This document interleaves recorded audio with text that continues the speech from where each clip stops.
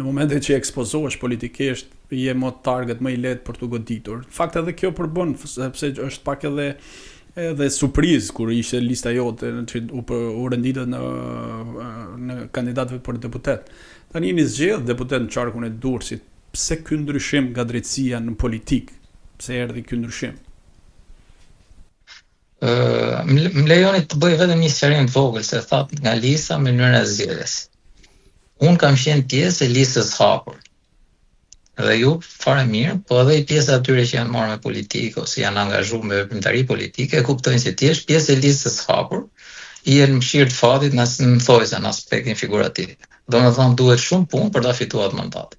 Sepse së pari duhet përmbush ajo lista e mbyllur, numri i quorum për listën e mbyllur, që në rastin e Durrësit si qark ishte prej 5 vetësh, pastaj duhet të dalësh te votat personale për të arritur edhe të fitosh mandatin. Kështu që ai mandati është fituar me shumë vështirësi, me shumë punë, po fal Zotit e mbështetjes miqve, shokëve, ka arrit në atë pjesë që jemi këtu sot dhe unë jam pjesë e parlamentit. Tani arsyeja pse jam unë në politikë. Unë jam në politikë për disa arsye. Nuk du të tregohem shumë diplomat për të thënë që detyra ime, misioni im qytetar, se ajo është e dyta. Në fakt e para është kjo. Unë jam sulmuar padrejtësisht nga politika, sidomos nga kjo mazharancë. Jam sulmuar për çështje të caktuara që ka prek interesat individëve të cilët unë i kam marrë në përgjegjësi penale ose i kam proceduar penalisht. Për punën që ata kanë bërë, kryesisht titullarë institucionesh. Këto kanë qenë kryesisht të zyrës së Agjencisë Shtetërore të Kadastrës. Po, në fakt do të pyesja pak më vonë lidhje me rastin se cili ishte arsyeja që kryeministri juve ju sulmoi publikisht dhe më pas edhe zavendës kryeministri, edhe duke qenë që kjo pas ka qenë një nga arsye që jeni përfshirë edhe në politikë. Arsyeja e parë është që e vetmja mënyrë që ti të reagosh ndaj padrejtësive, se është ligji i tretë i Newtonit, nuk është thjesht reagim instinktiv ku inati erson ndërgjegjen, arsyeën dhe ti vepron në mënyrë instinktive.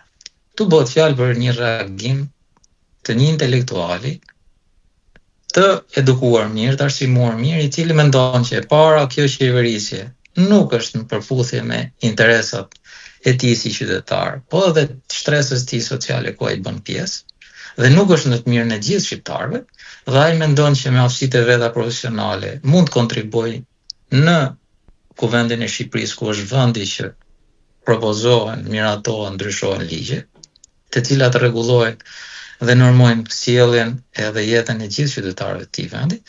E dyta është dhe reagimi jo emocional. Pra, për shkak të një ngjarje që ju tashmë e dini edhe di gjithë opinioni publik, unë mund të jem nominuar, etiketuar nga gazetar, kolegë tuaj, të cilët kanë vështrimin tim i pjesë kanë qenë të njëanshëm, dhe perceptimi i publikut për mua ka qenë që ky mund t'i përkasë një shtresë që nuk e meriton që të jetë magjistrat.